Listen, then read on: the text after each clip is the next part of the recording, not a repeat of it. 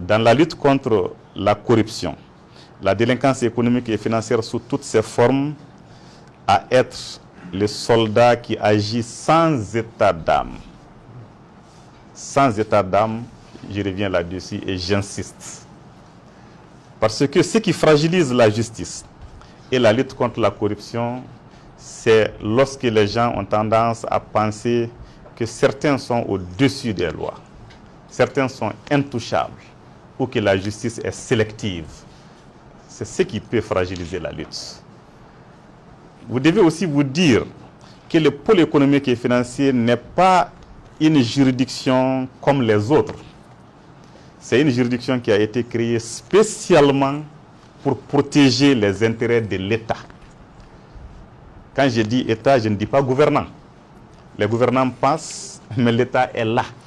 Il s'agit de l'intérêt général de l'ensemble des Maliens. Donc le pôle est créé pour défendre ces intérêts-là. Et ces intérêts sont au-dessus de tout, au-dessus de toute considération. C'est dire donc, quand on engage des actions au niveau du pôle économique et financier, en phase d'enquête, de poursuite, d'instruction, de jugement, d'exécution des décisions, on doit avoir cette hauteur d'esprit. Et c'est dire que l'intérêt commun est au-dessus de tout. On se bat pour l'intérêt commun, on se bat pour protéger l'intérêt commun. Donc dès lors, chaque fois que les faits sont établis ou sont de nature à être établis, c'est sans état d'âme. Quand je dis sans état d'âme, quand il y a des gens contre lesquels il n'y a rien, où il y a des choses, des charges faibles, on peut comprendre que certaines mesures puissent être aménagées. Ça, c'est humain, c'est normal. Mais chaque fois que les faits semblent établis, les faits sont graves, il faudrait que la réaction de la société soit à la hauteur de la gravité des infractions. Parce que les délinquants économiques et financiers sont des véritables criminels. Imaginez une seule personne qui empoche des centaines de millions, voire des milliards, pour son confort personnel, alors qu'il y a d'autres qui n'ont pas de l'eau à boire, qui n'ont pas de centre de santé où se soigner. Il n'y a pas de route. J'imagine, dans les coins reculés, comme mon village, situé à plus de 45 km de Bandiagara, nous n'avons pas de route. Des femmes en couche ne peuvent pas être transportées avec des ambulances. Il n'y en a pas. C'est des charrettes qui sont utilisées. Et il y en a qui meurent en cours de route. Il y a des gens qui meurent pour un petit paludisme parce que les médicaments de première nécessité ne sont pas là.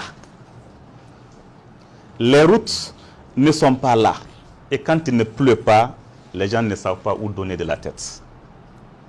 Cela est inadmissible quand on sait que le budget qui est voté est énorme. Les postes de dépenses sont là. Les besoins sont là, mais l'argent va ailleurs. Cela n'est pas acceptable. Vous avez vu récemment les chiffres produits par le président de l'OCLEI, quand il disait que les détournements qui ont été faits des indépendances à nos jours peuvent permettre, si les sous étaient là, la construction de plus de 200 centres de santé. Imaginez, tous les villages en auraient eu. Donc, nous devons lier la lutte contre la corruption en mettant la corruption en parallèle avec le développement. Parce que la corruption, c'est un frein au développement. C'est une perte pour les pays. Donc nous devons faire en sorte que cette corruption-là ne puisse pas hypothéquer l'avenir de nos enfants. Qu'elle ne puisse pas hypothéquer le développement de notre pays. Donc c'est pourquoi nous devons lutter de façon soutenue contre la corruption. Nous devons le faire sans état d'âme. Ça, j'insiste beaucoup là-dessus. Et le président de la transition, les chefs du gouvernement aussi, m'ont demandé de vous transmettre ces messages-là. Il s'agit d'engager une lutte implacable et sans état d'âme contre la corruption sous toutes ses formes et à tous les niveaux. Donc c'est pour dire que aujourd'hui, plus que jamais, vous êtes au cœur des attentes de la population, au cœur des attentes des autorités de la transition. Donc, vous avez un rôle historique à jouer pour la réussite de cette transition. Cela va demander que vous puissiez intégrer des valeurs, je ne dirais pas suprahumaines, mais quand même des valeurs d'intégrité, d'exemplarité, de redevabilité qui vous mettront au-dessus de tout soupçon. Parce que quand vous avez la charge de lutter contre les comportements infractionnels des autres dans la gestion, dans la gouvernance, il va de soi que vous devez vous-même, dans vos actes de tous les jours, donner le bon exemple. Montrer que vous êtes au-dessus de toutes ces contingences.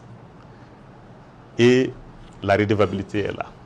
Cela est particulièrement important.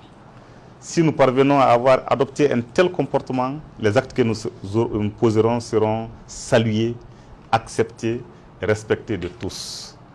Nous avons besoin de cela. On a besoin d'intégrité dans toute la justice, dans tous les services de répression, mais particulièrement au pôle économique et financier. Nous devons donner le bon exemple pour avoir une gouvernance vertueuse. Quand je dis cela, c'est pour vous inciter à rehausser le niveau de conscience professionnelle. Sinon, vous êtes en train déjà de faire un travail formidable, je l'ai dit, je l'ai salué. Il s'agit de faire un peu plus de sacrifices par rapport au contexte spécial dans lequel nous sommes et la nécessité de refonder pour les générations futures.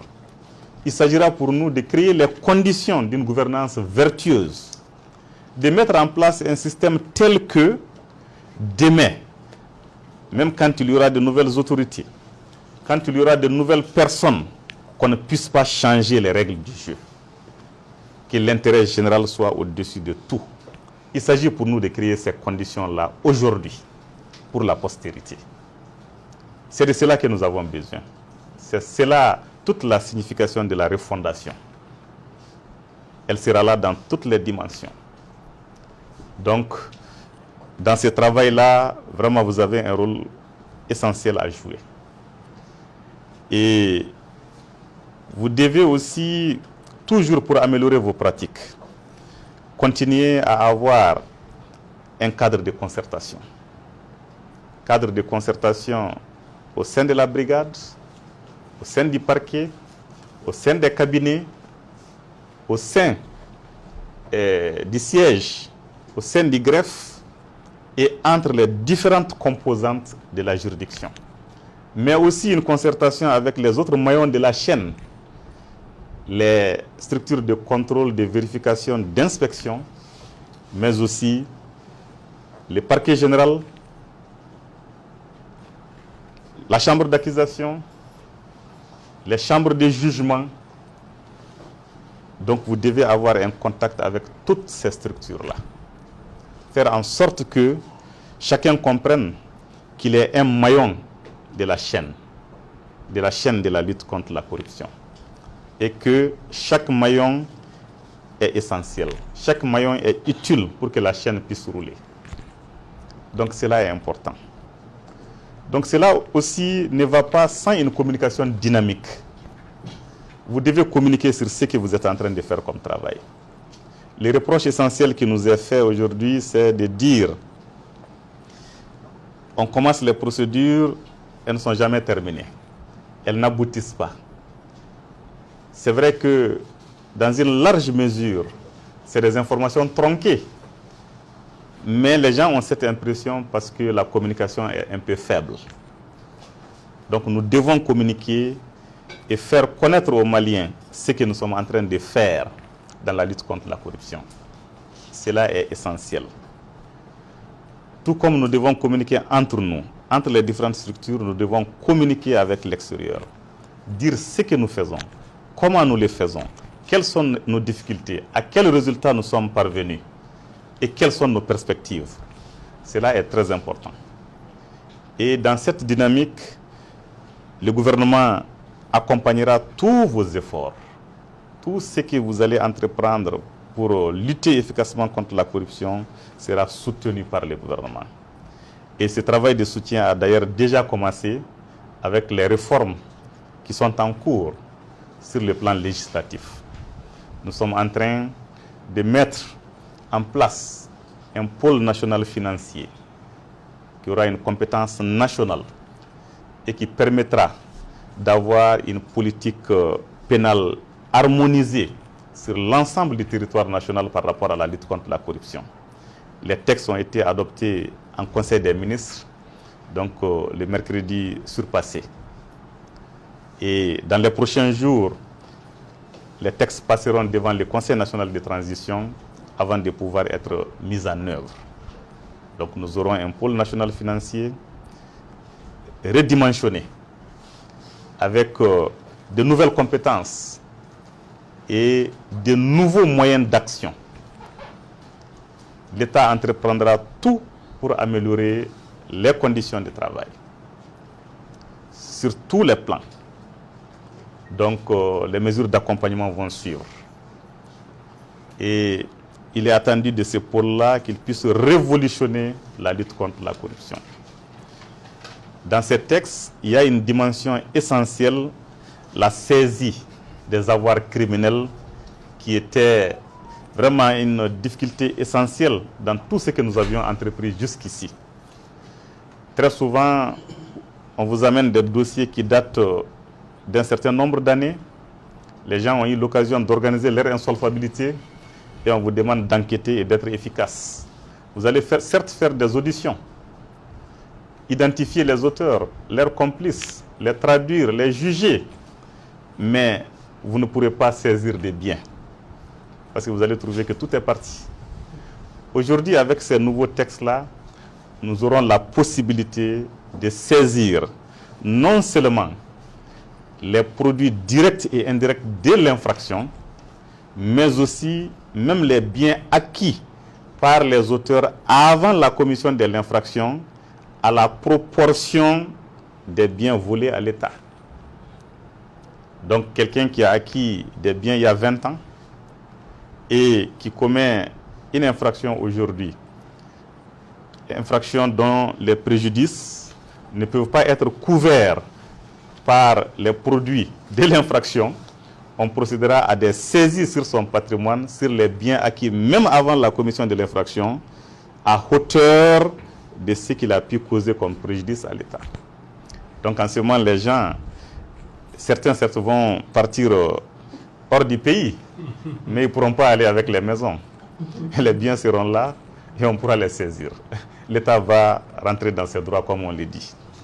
Donc ça, c'est une avancée notable à saluer et nous encourageons le CNT à adopter cela très rapidement pour que nous puissions commencer cette lutte avec cette nouvelle dimension. Cela est vraiment très important. Donc c'est pour dire au total que la lutte contre la corruption est un chantier qui va démarrer avec un nouvel esprit, qui va démarrer avec de nouveaux moyens, qui va démarrer avec une nouvelle dynamique sur laquelle nous sommes fortement attendus. Que tous les éléments de la chaîne se sentent concernés. Les greffes, je l'oubliais. Donc, tous les éléments de la chaîne sont concernés par cette nouvelle dynamique. Donc, chacun se sentira concerné par cette lutte que nous allons mener. Et je l'ai dit dans la complémentarité la plus totale. Donc, nous attendons vraiment votre accompagnement, votre soutien pour permettre de faire bouger les lignes. Et nous avons prévu aussi, pour rendre votre travail visible, d'organiser des sessions d'assises spéciales dédiées aux dossiers économiques et financiers. Je crois que le procureur général aura un mot là-dessus pour vous faire un peu le point par rapport aux préparatifs en cours pour l'organisation de ces audiences spéciales sur les dossiers économiques et financiers. Donc voici brossées les attentes du peuple malien, les attentes de la transition. Et sur cela, le gouvernement mettra tout en œuvre pour vous accompagner. Et je voudrais, avant de terminer, vous dire toute ma satisfaction d'être là avec vous, toute ma satisfaction pour le travail qui a été fait et qui est en train d'être fait.